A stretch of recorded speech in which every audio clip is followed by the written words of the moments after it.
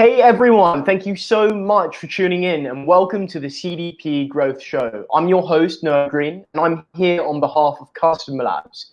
We're on a mission speaking with marketers across startups, scale-ups, and hyper-growth companies who've experienced rapid growth in a short period of time to break down the evolution of their MarTech stack and sharing the valuable lessons along the way.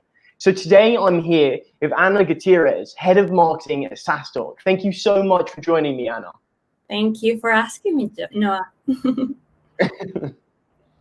So before we get into everything, I'd love to hear more. How are you doing at the moment? Isolated like everyone else. How are you doing? Okay. I'm doing okay. I have a really nice setup at home, so I can't complain, really. I have a really nice garden and a nice bright light, natural light, so I can't complain. I'm okay. Yes. It's important to be able to get out. That's the key to sanity, right? Fresh air as well. That changed your mood. 100%. Like I before was just in the office the whole day. Now I'm outside. I value it a lot more at the moment. Anyway, so firstly, for those of you that don't know who SaaStock are, I'd love you to share a little bit more about what you guys do at SaaStock and what you're working on. Yeah, so SaaStock is a global B2B event company. We focus in software as a service as a niche. We have been in the market for over 4 years. It was founded by Alex Tuma, our CEO and founder, and we started in Dublin with 700 attendees. We are now 4,000 and have 5 events around the globe. So that's what we were before this year.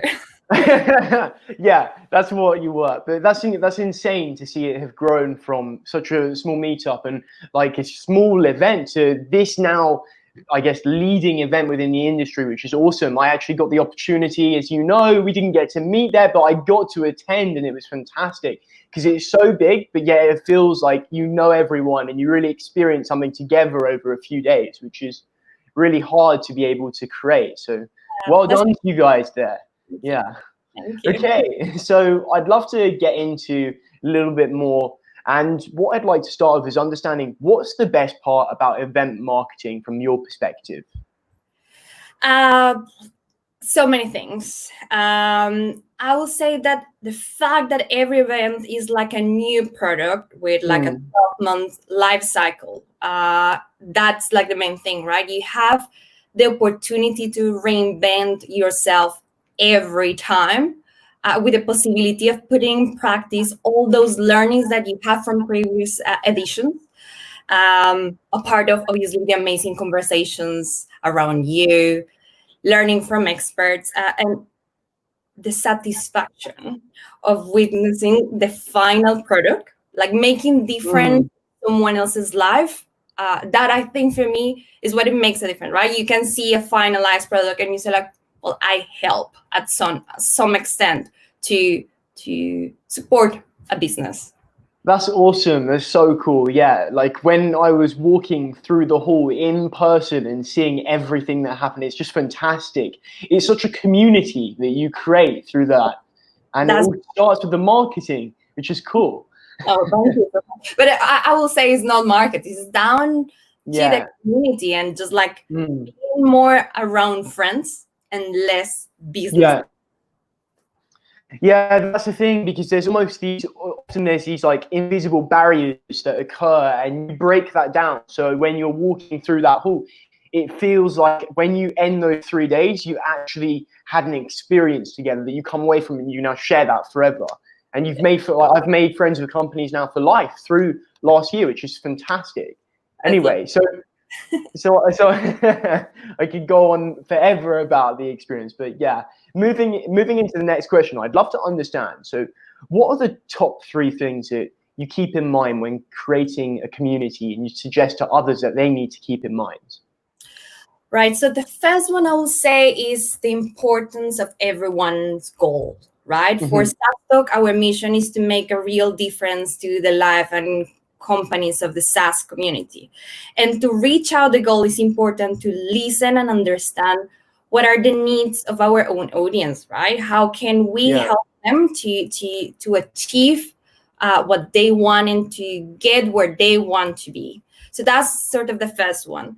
The second one is more around creating a right environment for people to network, to know each other, because we see ourselves as the platform, but the main actor is the community, right? Is that want to interact with the investor and know a little bit more about how they are doing it and if they are doing it right.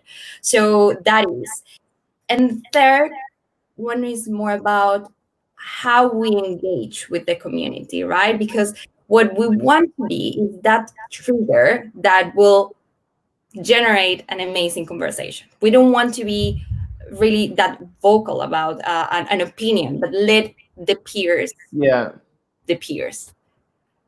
That's awesome. Yeah, exactly. To be able to allow that to unravel and have that spark occur. So without being too loud, that makes sense. So I'd love to understand, what are some of the demand generation channels that have worked best for you in your experience? And it's funny that you ask, because we asked the same question last week in our marketing session and marketing around time of crisis, and all the marketeers sort of agree with me. So if you're asking what are the channels that are working, they haven't really changed that much. Email strategy is still really strong, right? You have your space there to develop the idea, the messaging, explain it a little bit more. Paid advertising will allow you to sort of reach out a wider audience, right? But I will say it's more about the way you are talking to the people and the messaging that will make the difference. Content marketing, for example, is something that has worked really well for us. So it's not only about promoting, but also giving that value, that product that will allow them, enable them to learn before they go to the event. So they can they can expect, right? So ebooks have worked really well for us. The sessions that we are running every week, as I mentioned before, that has been amazing. In general, all those sort of things, SaaStock local, that those are the channels that work best for us, you know. It's so noisy and so crowded right now, especially working remotely. Everybody is trying to reach out at you in your personal life, in your professional life. So it's more about how you put it out there. Yeah, 100%. It's all about the unique delivery. I think that's such a good takeaway from all of that. Because like you're saying, to amplify your voice right now, there is so much noise and you need to focus on just the content and the quality there. Yeah. So SaaStock really has become the go-to community for SaaS companies around the globe today. It's a fact. We know you guys very well. And what would you say are the key indicators you use to track the success of your events? Maybe pick a couple, just one or two. There's probably a lot. Thank you for the compliment. It is not for us about the amount of delegates that will register. Yeah. It's about the percentage of attendees, right? People that are actively listening and taking the event as they should, right? The engagement on site. So the most visit stages, the sessions that give us an understanding of what they really want to hear from us. And also the usage of apps or the networking capabilities that will let us give more that's how we track that was successful. And lastly, the NPS, right? That's our test. If we know that we did well and the same delegates tell us what can do better, what can we do better next, that's what we really want to track. That's really, really interesting, as you say, like the NPS, and it's such a unique way of tracking NPS because it's not your usual NPS deliverability through like a customer success team, I'm sure, due to when you have a product and it's as easy as just submitting a feedback within after receiving or doing something within the platform. It must be interesting. How do you go about actually taking the feedback and collating that to be able to conduct like an NPS survey? Is that through email or? So we have a platform we use.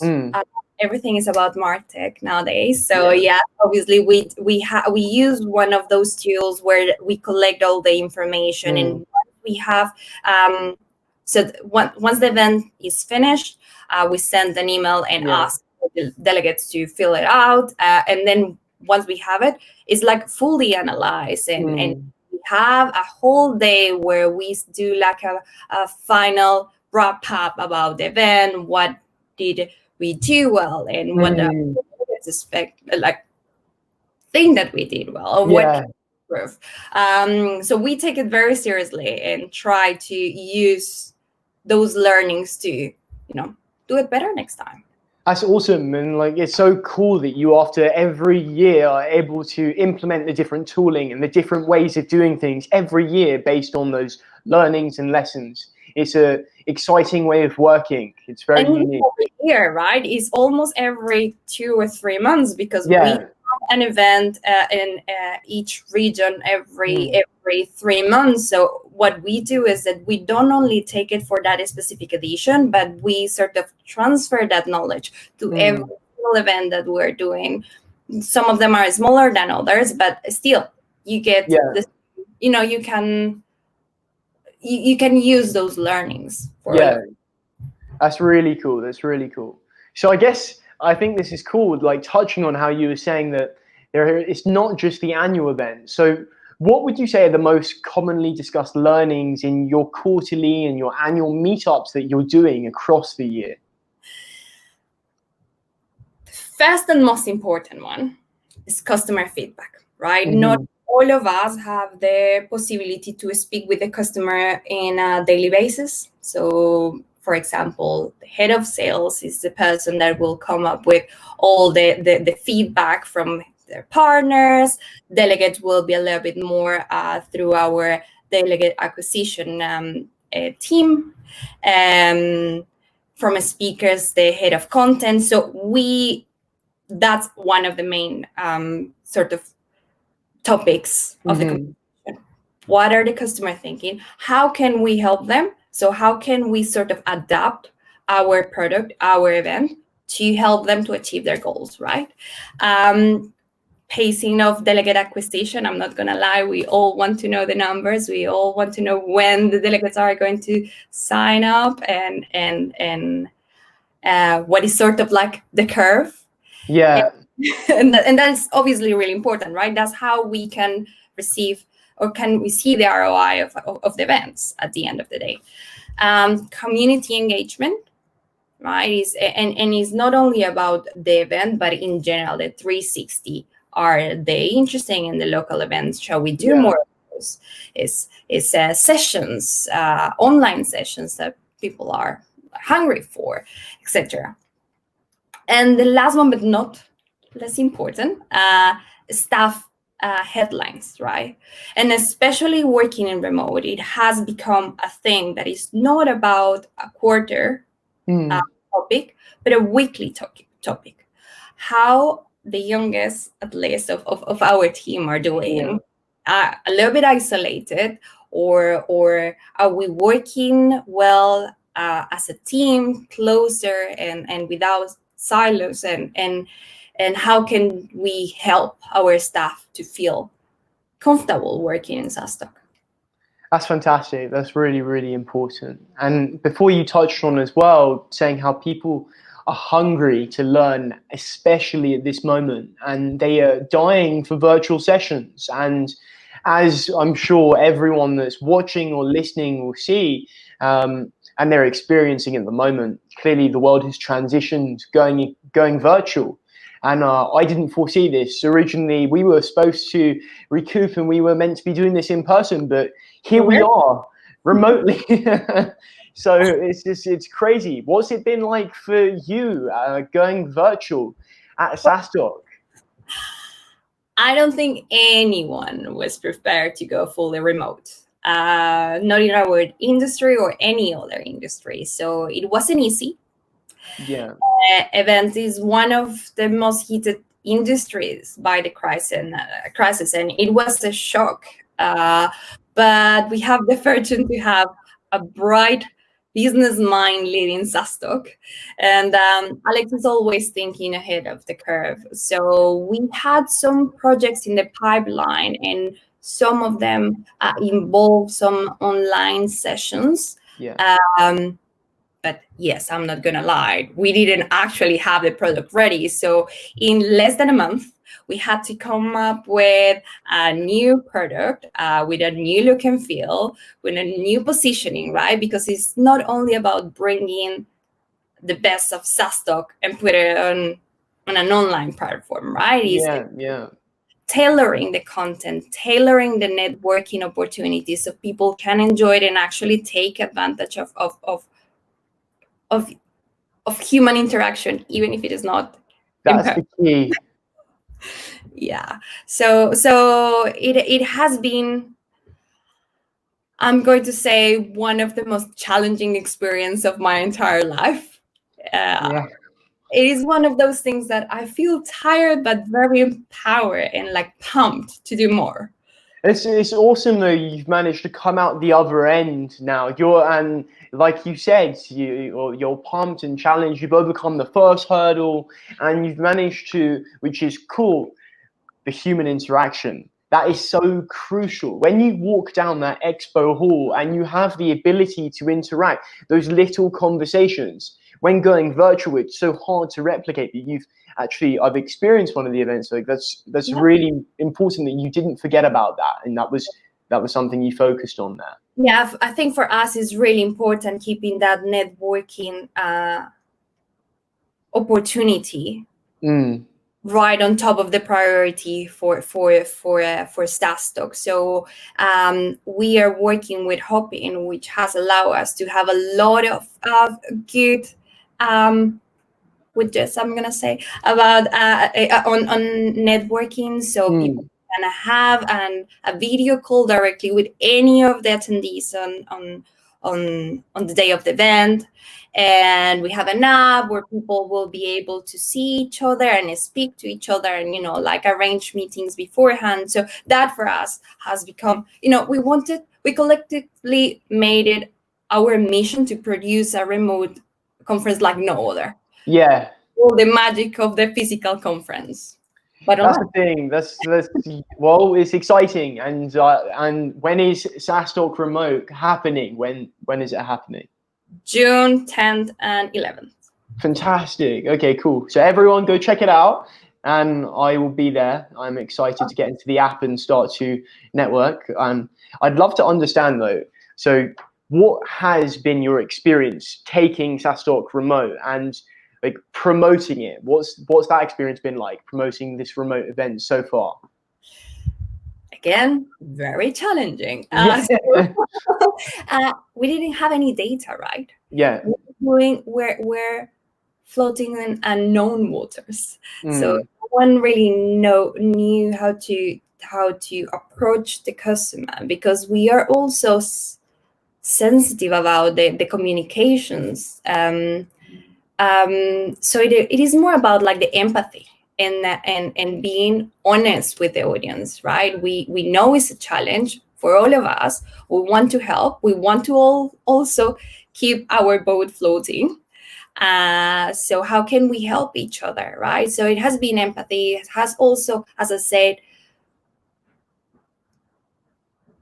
tailor our agenda and our things to help. So adapt, survive, and thrive. That is what we are. That's our 3 pillars for every of the communications that we are sending. Is how can we help you adapt and having different in such a difficult terrain, so you can see life after this. Yeah.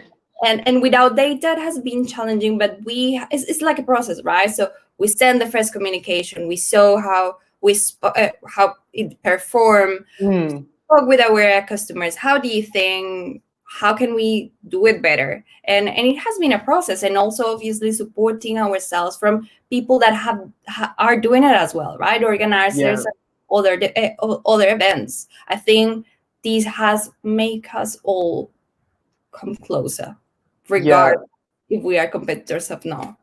Yeah, that's the thing. That's the thing. You have to become close to be able to, and everyone's helping each other. And just touching on this whole promotional aspect, what are the unique things that you've done this time round that you wouldn't have done when you were promoting the physical event? Is there new content ideas, or maybe you have a couple of ideas that you've been doing differently to stand out? Yes. So content, it has been more around, as I said, content marketing. So producing content that will be relevant for the people. Meanwhile, they wait for the event. So these are SaaStock sessions where every week we're tackling a different aspect of the crisis. So marketing in type of crisis, leadership in times of crisis. How can we help throughout the cycle support our customers? That has been one. And also we have focused a lot in our website, right? Because when you were asking about the channels, all those channels are really important. But if you don't have any space for your audience to land where the message is clear, where they can find the information that they are looking for without much friction, then none of those things will work. So we've been focusing a lot on providing new content, video content, because that's what we are all consuming, and website to be clear and have a clear UX. That's awesome. And yeah, like you say, if they're not going to convert to come into the funnel through the site, it's just a waste of the delivery and all these new strategies to be able to accelerate people coming into the funnel. And I think that actually leads nicely into the next section of this podcast, where we talk about, normally with our guests and with you, we're going to be talking about the MarTech stack and really understand what's going on under the hood at SaaStock HQ. So I'd love to understand, what are you using and what tools are currently in your MarTech stack? We are in the middle of the SaaS industry, so we use a lot of tools. Try to try them all, test them all, so I think that the main one, and sort of like our how to say, like the center of our community, this is Slack, right? We use Slack for a lot of different things. So we obviously communicate, but we have channels for a specific event, for a specific product, and that works really well for us. We have also a project management tool where we have all our main documents, but also our tracking, so we can check what's the progress of each event and for a specific department. So we use Notion for that. Yeah. And I love all the emojis and how it's structured and how it's to use. It has been a relief. And we also have a performance management tool where we keep an eye on our KPIs, right? So it's a constant weekly update for our team of saying like, yes, we are hitting the target, or no, we're really slow, and how we can come in and support each department. Part of that, I'm trying to think all the other tools we use, the main one for marketing and sales is HubSpot. And that's something that has been recently adapted to SaaStock and has made a massive difference for us. That's awesome as well with HubSpot. Like, it sometimes can make sense to have everything under one roof with sales within HubSpot as well as marketing. I've often seen where me personally, I've used a CRM alongside HubSpot, and then to be able to make the two speak together can also be a challenge at times, and also the consistent quality to ensure you're on top of your data, especially if I'm going to touch on that in a moment, with so many different channels, to keep that continuity maintained. It's so important to have it under one roof. Exactly. And what do you use as well to, you said your performance, your KPIs on a week-to-week basis, what tool do you use to track all of that? I don't know if you have heard 15.5. 15.5. Okay. Yeah, cool. so we have all our objectives in there, our KPIs, and it's just like a weekly performance. So you need to, fill it out every week at the end of the week and know how things were. That's awesome. That's really cool to keep everyone aligned every week. Makes sense. So with your customer interactions, they're spread across multiple social channels, ads, emails, and like you say, all these new additions. Are you currently able to unify your customer information with like existing tools in your stack to keep it all consolidated and updated? How do you do that? Well, yeah, that's exactly HubSpot for us, right? HubSpot, yeah. Earlier this year, we merged both marketing and sales pipelines, which was not before in the last, since the beginning of SaaStock 4 years. So we are now in the same platform, which is allowing us to work together more efficiently and get the right message across, tracking our performance, right? And that has made a massive difference. Now we can see how the social media is performing in the same dashboard that you are looking at your top landing pages and the email performance, but also the deals that have been coming from inbound campaigns, marketing campaigns. Yeah. So HubSpot, yes. That's awesome. That's crazy. And then how would you say dictate to sell? What content should go out to their pipeline? Is it still using HubSpot to be able to look at all those different indicators? Like you say, a landing page might have a particular interest, and then someone within your sales pipeline could benefit from some item of content. How can you use the sales team and marketing team to get them to speak together and work in that way? Is that still in HubSpot, or is there a tool tying it all together to allow that to occur? No. Well, it's more, HubSpot is a thing, but we have daily huddles with entire team. So we are constantly telling the team what is coming. So it's like, heads up, on Thursday we have, I don't know, for example, 80 plus speaker announcement coming. So the sales team will say like, oh yeah, great. Let me get that information. I will send it across to our prospects and it has been more interaction. Yeah, and especially like you're saying, going virtual, you have to be more cohesive and working together in that rhythm, which is why you're saying Slack is at the heart of your tooling. Makes sense. That's cool. And since we started working in remote, daily huddles have become a massive help for us. It's just keeping everyone on track. Well, we don't see each other, right? Yeah, and sane as well. Like there's no drink o'clock hour and all of these things. Nothing happens anymore, that social element. So from a workflow perspective, and it fits into workflow. You need those little interactions to be able to continue throughout that day. 100%. Yeah. That's really cool. And also, you said how you broke up Slack by different channels. So what do you do there? You break up different projects across different channels to... So as I said, we have different events. So each event will have a channel, which will allow us to see, for example, the delegate registrations and if there is any specific inquiry of anyone from the team, it will be in there for that specific event. But we also have our team channels. So marketing will have a channel, content will have a channel, sales will do the same. For the first teams, for the leaders of the department will have a channel. So it is easy. And also for like social listening, like what our other events are doing, right? That's a feed of good new ideas. And it's important just seeing what is happening, like recommended readings, suggested books. Even we have even we have a channel for music. called SaaStock.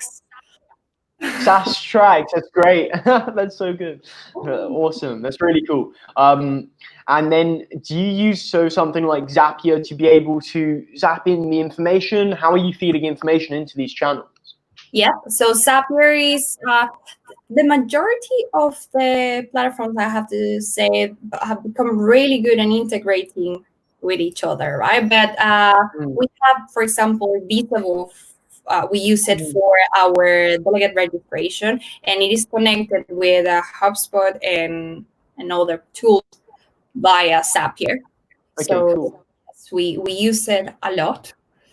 I think we That's do. awesome. And then Slack's at your center of getting your digests and your reports to understand what's happening against each project and the guys Slacks are really good. They are integrated with almost everything now. So Zapier is not much of a need because it's just direct.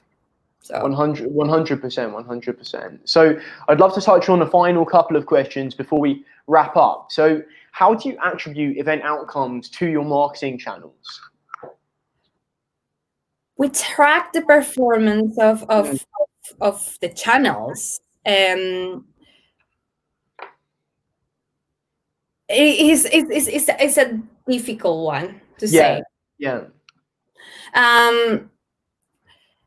It is one of those things that we can really not give a specific attribution to marketing because we have a team that is also selling delegate tickets. But what we do is we track in our different, analytics, Facebook Manager,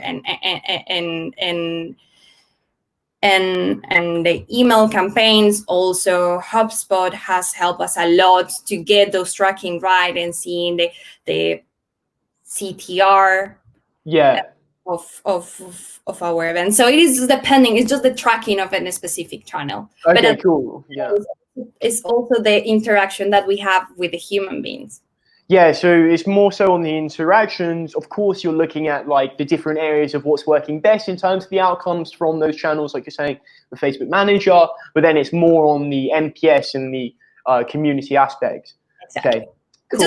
It's a little bit different than product, right? Yeah. That makes sense. So to end it, I'd love to understand what is one key metric that you take from an event marketing perspective to understand customers better. If there's one golden metric. I can't say one. Can I say two? Okay, you got two metrics. For us, will always be in the holy grail NPS. Is when the event finish, we can track the engagement, but also the engagement, the conversion in different channels is crucial. So seeing the engagement conversion for us in whatever the platform is crucial. So if they click in the email, if they engage with the social campaign that we were running, or if they are just liking our organic post. So the engagement is the main one while we are on the cycle. But after the event, the NPS. NPS. Okay, cool. So that makes sense. Of course, yeah, cool. The engagement throughout the event to dictate and determine what's actually happening throughout that. And then, yeah, okay, cool. Well, we say throughout, but it's like the event is continuous now with virtual. So it's just the whole time. It's crazy. Really cool. And thank you. That was a really, really good note to end on and some really good takeaways today. So that's all we have time for today. And thank you so much for joining me in this episode today. It's been fantastic having you here. Thank you so much for the patience on rearranging so many times our meetup, and it has been really a pleasure. Yeah, no, it's been an excellent conversation. And to all of you fellow marketers listening, don't forget to like and share this episode and let us know what you enjoyed, what you'd like to see more of. So thank you so much for joining me. We'll see you next time. Thank you.